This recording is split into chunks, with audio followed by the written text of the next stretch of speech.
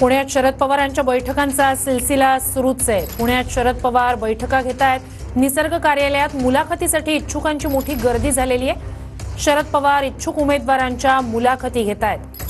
पुण्यात शरद पवारांच्या बैठकांचा सिलसिला सुरू आहे आणि इच्छुक मोठ्या संख्येने जमलेले आहेत। शरद पवार स्वतः या इच्छुकांच्या मुलाखती घेणार आहेत। निसर्ग कार्यालयात मोठी गर्दी इच्छुकांची मुलाखतीसाठी झाली आहे।